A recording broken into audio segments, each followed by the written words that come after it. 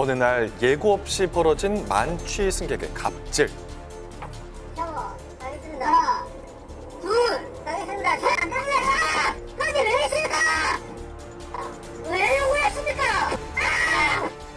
하고. 한순간에 돌변해버린 승객. 뒷자리 타니까 누워서 발로 이렇게 머리를 팍 찬 거죠. 그런 경우가 처음이었어요.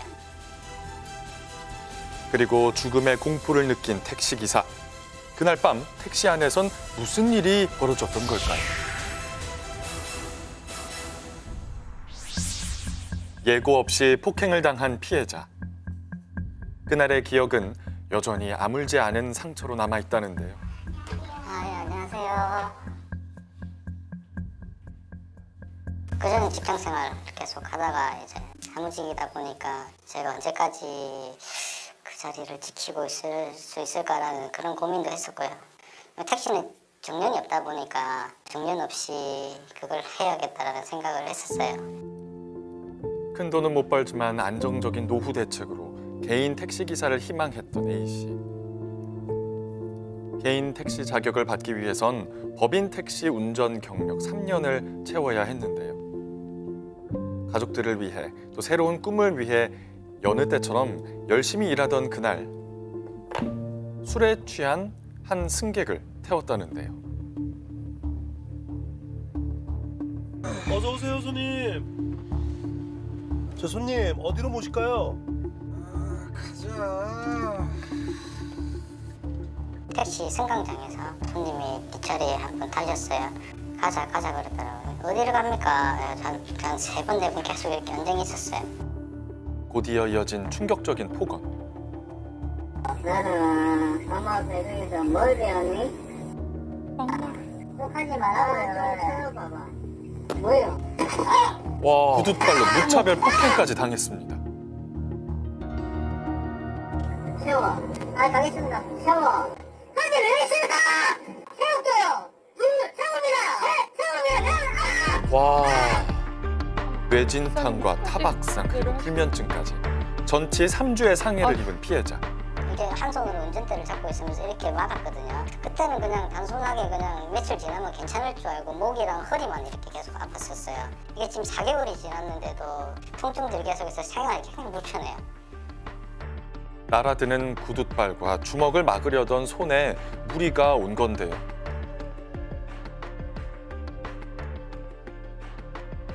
당시 도로 위의 위험천만한 폭행은 300m가량 이어졌습니다. 사고 날 뻔했겠어요. 저는 우회전해가지고 비상금 빵빵 그래 클락션 울리면서 비상깜빡이 켜고 이쪽으로 여기 바로 섰죠.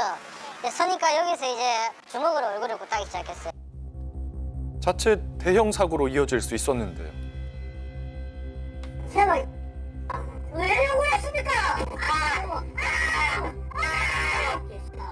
중앙선까지 넘나드는 위태로운 주행이 계속되던 그때 우연히 순찰 중이던 경찰차를 발견하고 도움을 청했습니다. 다행히 승객은 현행범으로 체포될 수 있었는데요. 경찰차가 여기 서 있었어요. 경찰분이 바로 이제 사건을 인지하고 내려가지고 그때부터 경위가 된 거죠. 당시 1분 1초를 다투는 긴박한 상황을 지켜본 경찰. 과연 그날을 어떻게 기억하고 있을까요?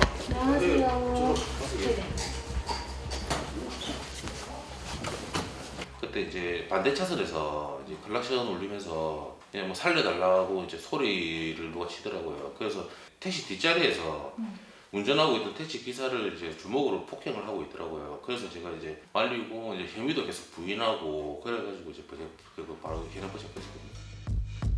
특정범죄 가중처벌법상 상해 혐의로 검찰에 넘겨진 가해자.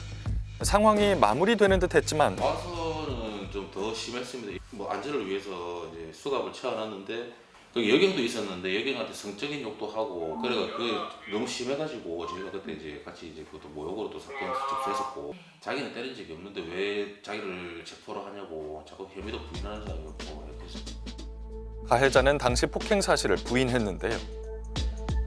이후 경찰서에서 조사를 받으면서 자신의 폭행 혐의를 인정했습니다. 그러나 택시 기사를 폭행한 이유에 대해선 술에 취해 저지른 실수였다고 주장했는데요. 끊이지 사람 않는 때려도 이 되는 기사 건가요? 안 폭행 되죠. 왜 사라지지 않는 걸까요? 옛날부터 이제 운전하는 분들을 좀 하대하는 문화가 있다 보니까 그게 영향을 미쳐가지고 때려도 된다 이렇게 생각하는 것들도 있고요. 또 하나는 이제 운전대를 잡은 상황에서는 저항을 못 하잖아요. 보통 뒤에서 때리면. 그러니까 일반적 폭행이 가능하기 때문에 공격하는 입장에서도 공격하기 쉬운 대상이거든. 맞대응이 안 나오잖아요. 안 나오니까 더없이 공격하기 좋은 대상이 표적이라는 얘기죠. 그런데 다음 날 연락을 취해왔다는 가해자. 그 다음날 바로 전화 와가지고 뭐 사과할 한마디도 없고 그냥 430만 원인가 나한테 합의를 부족하더라고요. 입원한 지 하루 정도밖에 안 됐었거든요. 근데 아직 병원 치료도 안 받았다 그러니까 그랬더니 나중에 또 할부를 주겠다고 하더라고요. 미안하다는 말도 없이요. 결국 그날 이후 피해자는 운전대를 잡을 수 없게 됐다는데요. 재한아. 잘 지내셨죠? 어제도 내도 그러고. 사건을 들은 동료 기사들도 남일 같지 않아 안타깝고 착잡했다고 합니다. 마음이 아팠죠. 같은 동료끼리 그런 거 당했다니까 소위 말해서 법 아니었으면 죄라도 가서 대신 제가 복수를 해주고 싶은 마음이 들었죠. 어떻게 사람이 인간을 다를 쓰고 그렇게 할 수 있는지 아무 안전장치가 없어요. 뒤에서 때리면 바로 맞습니다. 보호하는 장치가 없어요. 이거 만약 칼 들어서 어찌 됐습니까? 개선해줘야 된다 나라에서는 이거는. 할 수 있는 방법이 없어. 개인 택시의 꿈마저 앗아간 그날의 아픈 기억은 트라우마로 남았습니다. 3주간 그때 병가를 내고 이렇게 하고 출근했었어요. 출근했는데 저는 좀 괜찮아질 줄 알았어요. 일을 하면서 술 취한 사람들이 타지 않습니까? 타면 이 사람이 나한테 또 해코지를 하면 어떻게 할까? 생각이 막 머릿속에 확 복잡한 이것저것 생각이 전부 다 드는 거예요. 왜 안 그래서 쉬겠어요? 사표를 쓰고 났어요. 아예 그럼 그만두셨고. 반복되는 대중교통 기사 폭행 사건. 주행 중인 택시나 버스 기사를 폭행할 경우 더욱 엄한 처벌을 받도록 법이 강화됐지만 폭행 건수는 줄지 않고 있는 상황입니다. 그렇다면 이들을 어떤 처벌을 받게 할 수 있을까요? 비슷한 판례를 살펴봤을 때 통상적으로 징역 1년 6개월의 선고를 받았습니다. 국가법에서는 5년 이하의 징역이나 2천만 원 이하의 벌금에 처해질 수 있다고 규정을 하고 있기 때문에요. 최대 5년까지도 선고되어질 수 있다고 생각하시면 될 것 같고요. 다른 사례들을 보면 보통 징역 1년 6개월에서 2년 정도가 선고되고 있다고 보실 수 있을 것 같습니다. 혹여 상처받을까 가족들에겐 제대로 털어놓지도 못했다는데요. 저도 부탁을 했던 게 그냥 알려고 하지 말아라고 이렇게 마음 아프니까 알려고 하지 말아라고 얘기했고 이번에 그만두면서도 그냥 다른 일 하고 싶어서 그렇게 했다라고 얘기를 했지 그 특별히 얘기는 안 했어요. 예. 현재 가해자는 불구속 상태로 법의 심판을 기다리는 상황. 그냥 법에 있는 그대로 처벌받았으면 좋겠습니다. 특가법 적용해가지고 운전자 폭행해가지고 나는 술에 취해서 기억이 안 난다 그래서 감형 사유라든지 그런 게 없었으면 좋겠어요. 그냥 있는 그대로 처벌받았으면 좋겠습니다. 술에 취해 저지른 운전 중 만취 폭행보다 엄중한 처벌이 필요한 때입니다.